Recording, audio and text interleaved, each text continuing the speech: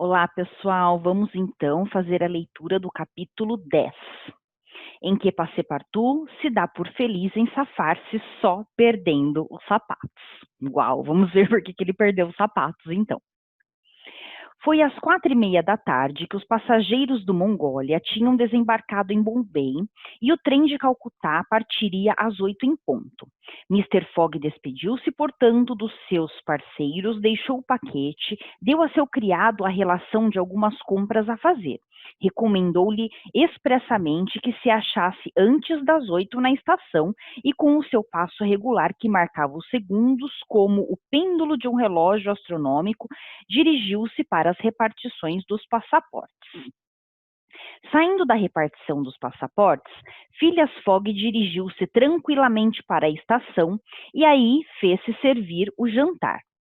O dono da casa entendeu que lhe deveria recomendar uma certa gibelot, não sei se é assim que pronuncia o nome de um prato, de coelho do país, de que se disse maravilhas. Phileas Fogg aceitou a gibelot e a degustou conscienciosamente, mas, a despeito do seu molho muito temperado, a achou detestável. Ele era meio enjoado com comida. Alguns instantes depois de Mr. Fogg, o agente Fix havia desembarcado também do Mongólia e correu à casa do diretor da polícia de Bombay. Deu a conhecer a sua qualidade de detetive, a missão de que estava encarregado, a missão de prender o ladrão do banco, sua situação a respeito do suposto autor do banco.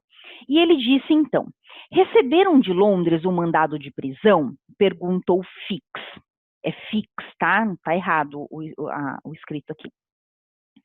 Não tinham recebido nada, quer dizer, o mandado ainda não tinha chegado, então, mesmo estando ali numa próxima cidade, ele não conseguiria prender o Phileas Fogg assim como ele desejava. Não tinham recebido nada, e com efeito, o mandado que partira depois de Fogg não poderia ter chegado ainda. Fix ficou muito desanimado. Quis obter do diretor uma ordem de detenção contra o Sr. Fogg. O diretor recusou. O negócio dizia respeito à administração metropolitana e só ela poderia legalmente expedir o mandado. Então, nada feito. Ele não conseguiria prender o Phileas Fogg naquele momento. Fix não insistiu e compreendeu que deveria resignar-se a esperar o mandado, não tinha outro jeito, né?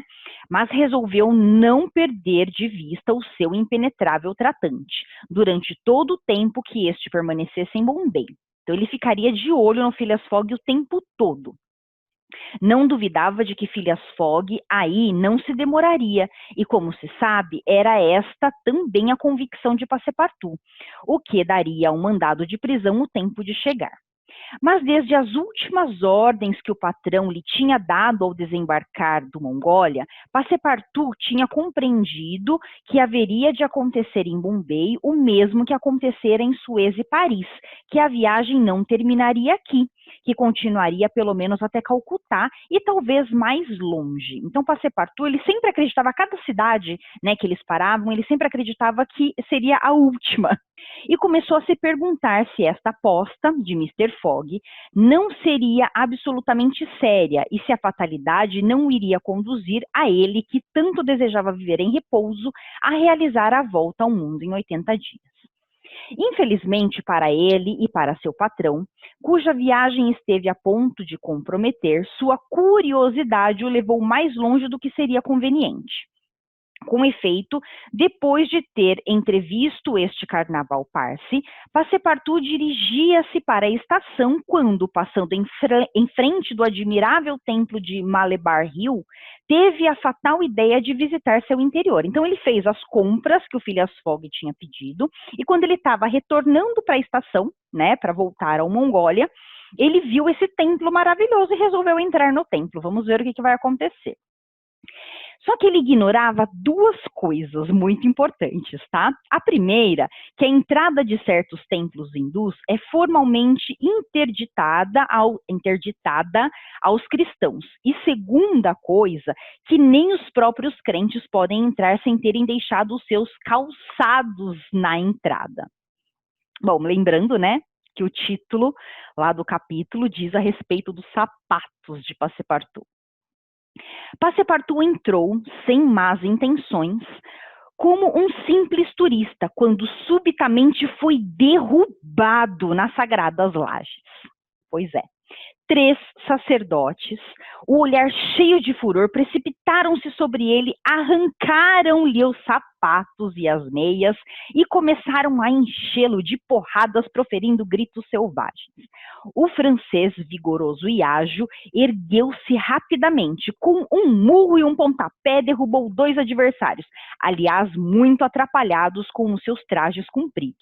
E fugindo do templo com toda a velocidade das suas pernas, bem depressa, distanciou-se do terceiro hindu que tinha saído em sua perseguição. Uau!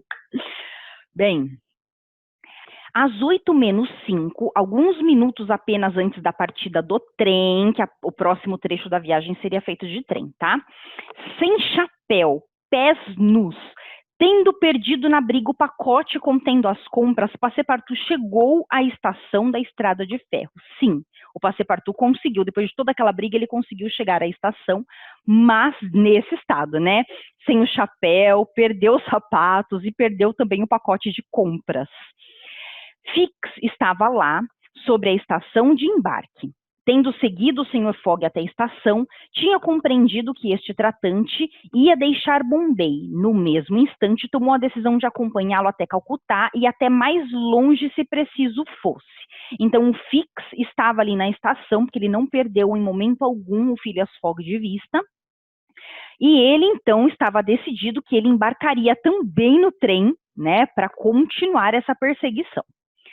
Passepartout não viu Fix, que se mantinha na sombra, mas Fix escutou o relato de suas aventuras que Passepartout narrou em poucas palavras a seu patrão. Espero que isto não lhe aconteça mais, respondeu simplesmente Phileas Fogg, tomando lugar num dos vagões do trem. O pobre moço, descalço e todo descomposto, seguiu seu patrão sem dizer palavra, né? E não, então imagina, né? Ele estava assim numa situação deplorável, coitado. Fix ia subindo em um vagão separado quando um pensamento o fez parar e modificou subitamente seu projeto de partida. Não, fico, disse-se ele. Um delito cometido em território indiano. Tenho o meu homem. Neste momento, a locomotiva lançou um vigoroso apito e o trem desapareceu na noite. E assim finalizamos o capítulo 10 com esse suspense. O detetive Fix, então, não embarcou no trem, porque ele imaginou agora que ele teria um motivo para deter, para prender o Phileas Fogg e o Passepartout. Será, gente? Vamos acompanhar no próximo capítulo. Então é isso. Tchau, tchau.